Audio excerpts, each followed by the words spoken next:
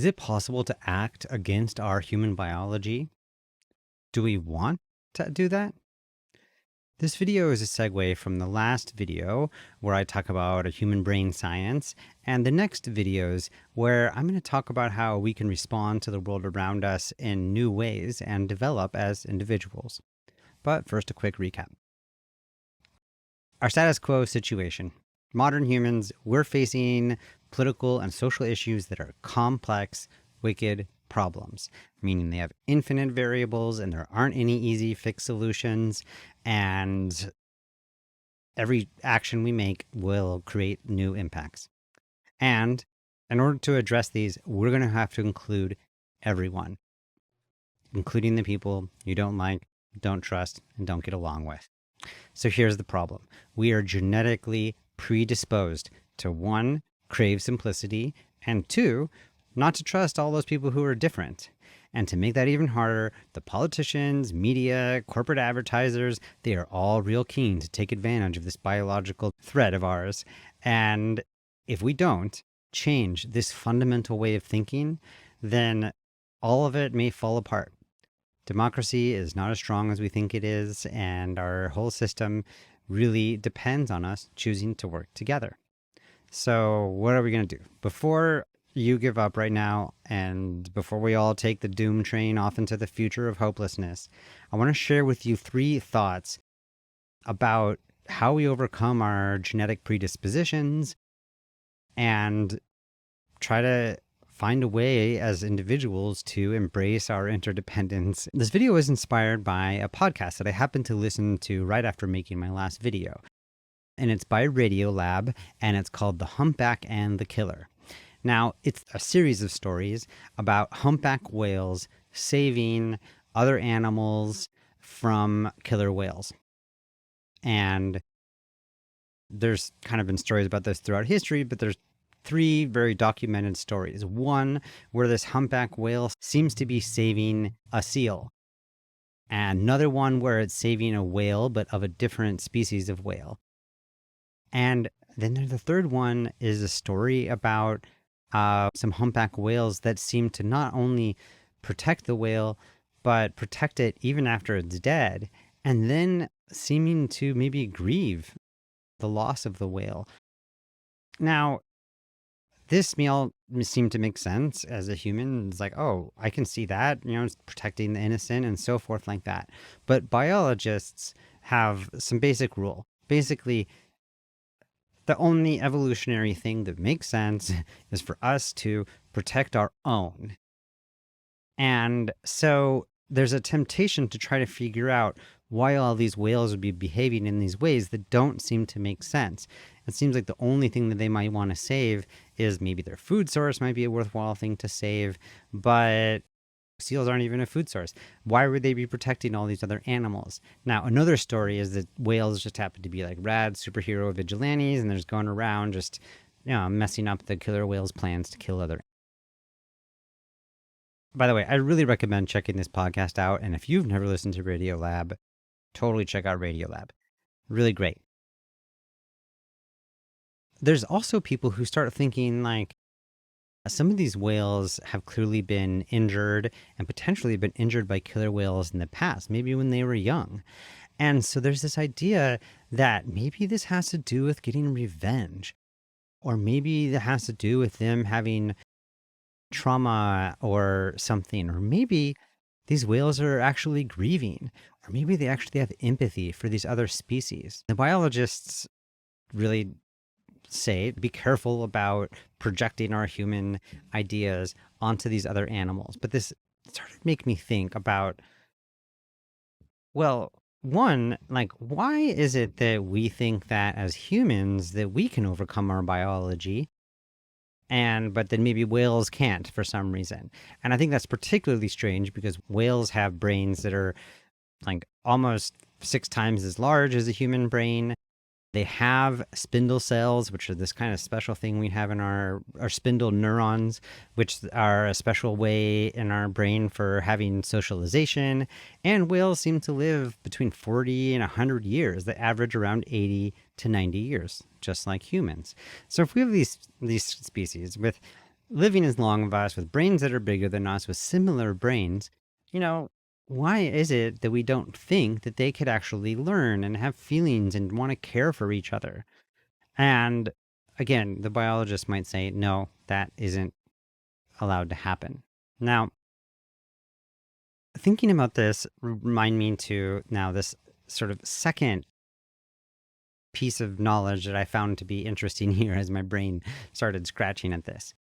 The next part is about this book by David Sloan Wilson. He's an evolutionary biologist, and he wrote a book called Does Altruism Exist?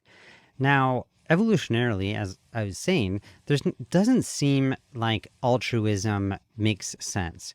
It doesn't seem evolutionarily, preservable for someone to sacrifice themselves on behalf of someone else. If I am willing to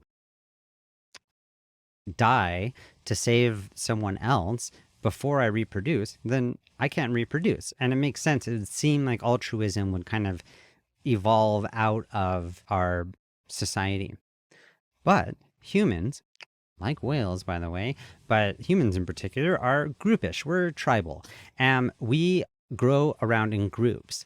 And what they found is that a group that had a value of altruism would be stronger than a group that didn't have that. Because you could imagine like two tribes or bands or clans kind of meeting, and the ones that are willing to fight for the rest of their team will do better. But the ones that are all just kind of like, I don't care about you guys, I'm out of here, then those groups would not be preserved. And so there is an evolutionary explanation for altruism, but it only starts to make sense when we think about ourselves as groups of biological individuals. And what I love about David Sloan Wilson's approach to this is that he starts asking, like, wait a minute, there might be a solution to the problems that we're facing right now.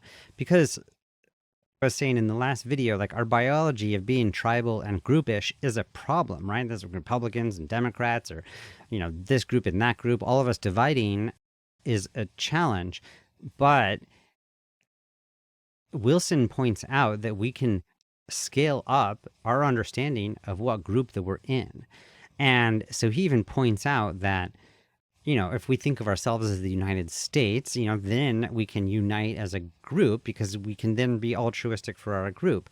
Or if we think of ourselves as humanity, and he even goes so far as to imagine ourselves as Gaia. What if we are one living organism as a planet? And basically, every living thing on this planet is on our team. And if we could start thinking that way, then we have this kind of evolutionary predisposition, which actually might protect us instead of us dividing and self-conquering and destroying everything around us. And this kind of makes sense. In our world, we know that our everyday quality of life depends on people who actually care about other people. This whole thing works because we're all looking out for each other. The people who have the extra capacity look out for the people who can't clear it. And this is kind of like what makes life good, is everyone just taking care of each other. And this then led me to think about or remember a book by Jonah Goldberg, who's a conservative columnist. I think he would call himself a classic liberal. You've heard these terms. And he had a book called Suicide of the West. I will admit that I only gone through the first couple chapters, but he points out, and at the beginning of this, that civilization and really our modern democracy, modern world, is a hard-won achievement, and that we can't take it for granted because it can actually be something that we can lose a lot more easily than we gained it. Actually, here's a quote from the book. Capitalism is unnatural. Democracy is unnatural. Human rights are unnatural. The world that we live in today is unnatural, and we stumbled into it more or less by accident. And therefore, the thing that we need to do, our only solution, says Goldberg, is for the West or modern pluralistic democracy to embrace the core ideas that made the miracle that we're living in possible.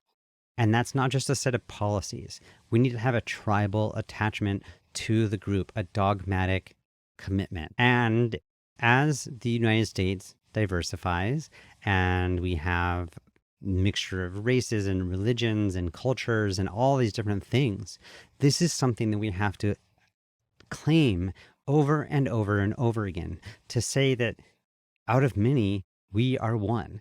The motto of the United States, just to remind you, is E pluribus unum, and that's Latin for out of many, one. So just to wrap up, we can choose to embrace our interdependence. To whatever degree we can, humans have the ability to choose to go against our biology of dividing ourselves and actually try to find our interdependence. And what more, we can actually benefit from choosing to be a team and to see ourselves as a team and to start looking out for one another. So, coming up next is a video I'm calling Living in Ambiguity. And this one plays off of Simone de Beauvoir's book, The Ethics of Ambiguity, where she talks about the hierarchy of freedom and basically lays out 5 or so different ways that we can respond to life's ambiguousness and complexity, and the fact that we're condemned to freedom. Each of us are responsible for choosing how to respond to this crazy situation that we're living in.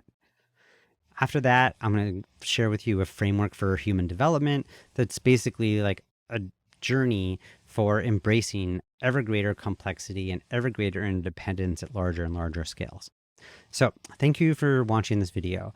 If you are interested in written version of this, you should come check it out on Substack. That's omniwin.substack.com. And also, I have a podcast. You should check it out. Come over to the website at omniwinproject.com, and there you can find the podcast and you can hear me talking to all sorts of amazing people that are offering Omni-Win solutions for the future. Thank you for watching and have a great day.